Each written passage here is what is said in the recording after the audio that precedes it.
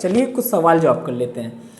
Corona से पहले कोचिंगें चला करती थी ऑफलाइन, तो जेई नीट ये सब की पढ़ाई जो है कोटा में होती थी या फिर बड़े बड़े शहरों में होती थी। तो वहाँ पे ना लाखों की फ़ीस जमा होती थी हर एक सब्जेक्ट वाइज, फिजिक्स की इतनी, केमिस्ट्री की इतनी, मैथ की इतनी, बायोलॉजी की इतनी।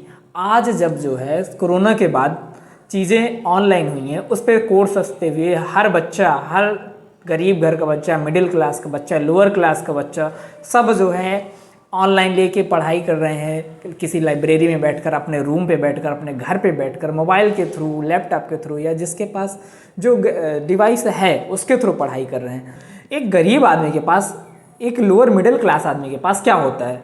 उसके पास होता है उसके बच्चे, उसके बच्चों का भविष्य ही उसका सारा एसेट है। वही उसकी कंपनी है, वही उसकी खदान है, वही उसकी इंडस्ट्री है, वही उसका इन्वेस्टमेंट है, वही सब कुछ उसका होता है। और जब कोई लड़का या लड़की कोई भी जो है किसी एग्ज़ाम की प्रिपरेशन करता है, तो इतनी पॉपुलेशन होने के बावजूद जब कट थ्रोट कंपटीशन रहता है एक एक सीट के लिए, एक एक सीट पे हज़ारों हज़ारों लोग फाइट करते हैं, उसके बाद जब पूरा दिमाग पे इतना प्रेशर होता है तैयारी करने पे ना कि कई महीनों तक, कई हफ्तों तक, कभी कभी एक एक क्वेश्चन के लिए, एक एक सवाल के लिए, सब्जेक्ट में एक एक चैप्टर कंप्लीट करने में महीनों लग जाते हैं। तो उसके बावजूद जब पेपर देने पे एग्ज़ाम हॉल पे लोग जाते हैं, लड़के जाते हैं, हम लोग जाते हैं, तो वहाँ पे जब एग्ज़ाम लिखने के बाद सारी चीज़ें करने के बाद ये पता चलता है कि अब थोड़ा सा रिलैक्स हुआ है। फाइनली जब रिजल्ट आता है, रिजल्ट से पहले न्यूज़ आ जाती है कि पेपर लीक हो गया। सोचिए क्या लोगों को आशा थी जो है कि पेपर निकल जाएगा, ये निकल जाएगा। कितने सपने होते हैं कि भाई करे तो करे क्या, आप उसको क्या प्रोवाइड करा रहे हो, एम्प्लॉयमेंट आप दे नहीं पा रहे हो, इन्फ्लेशन लगातार बढ़ रहा है। जिस ब्रिटेन से संसदीय प्रणाली यहाँ पे लेके आए हैं, जो हम लोग आज कर रहे हैं, ये आप वहाँ पे जाके देखो ना, वहाँ पे प्रधानमंत्री से अगर जीडीपी, अगर वो जो है इन्फ्लेशन मेंटेन नहीं कर पाते तो लोग त्यागपत्र, रिसाइन करना पड़ता है उनको। ऐसा नहीं है कि वो नहीं चाहते, कि वो चाहते हैं कि वो त्यागपत्र दे दें, नहीं, उनको करना पड़ता है।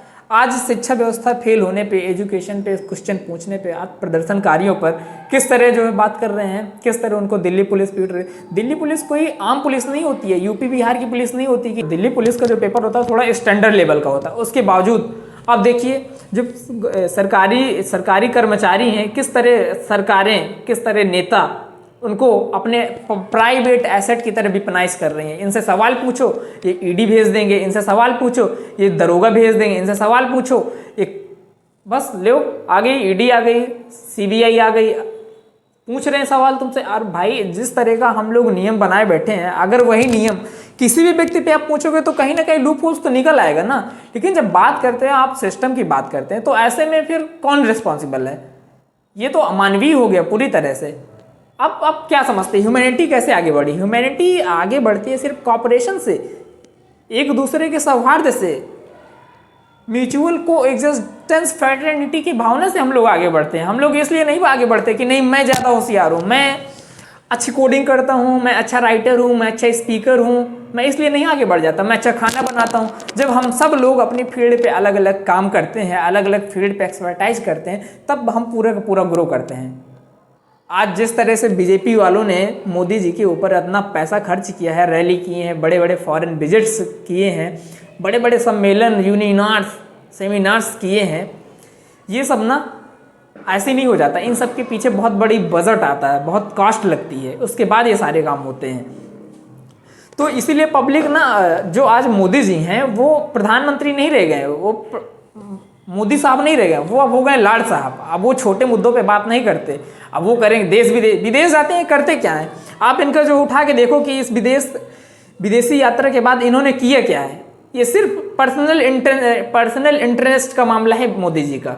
ये विदेश जाके क्या, कौन सी नीति समझाते हैं? आप कभी देखो इनका जो MOU साइन होता है, उस पर देखो कि किस तरह की छोटी छोटी नीतियाँ, जो छोटे छोटे देश हैं, छोटे उनसे हम लोग जो है बार्गेनिंग करते हैं, उनसे हम कंप्रोमाइज़ कर रहे हैं। ना कि हम किसी अमेरिका से, ना ही हम चाइना से, ना ही हम रसिया से, ना ही इजराइल से, इन सब देशों से कुछ नहीं कर रहे हैं। इन सब लोगों से जो पॉलिसीज फिट हैं उसी पे काम हो रहा है। हम छोटे छोटे देशों के साथ जुड़े हुए, बस सिर्फ और सिर्फ मोदी जी के, किसके लिए? मोदी जी का ऑरा टाइट हो, वाह यहाँ घूमाए, वहाँ घूमाए।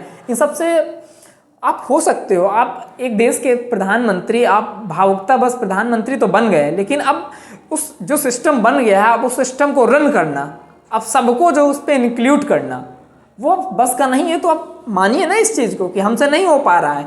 आप भी किसी सरकार, कभी आसपास के 2-3 सरकारी स्कूलों पे आप विजिट करो, वहाँ पे देखो, वहाँ का माहौल देख के आओ कि ये लोग खुद तो पाते हैं 60-70 हज़ार 80 हज़ार का महीना, लेकिन वहाँ बच्चों को किस तरह ट्रीट करते हैं वो देख के आओ। कितनी भी ये सिर्फ चीज़ शिक्षा मंत्री, कैबिनेट शिक्षा मंत्री तक बात नहीं रही गई है, धर्मेंद्र प्रधान तक बात सीमित नहीं रही। अब ये पूरे युवा वर्ग के लिए, देश के लिए एक चैलेंज है।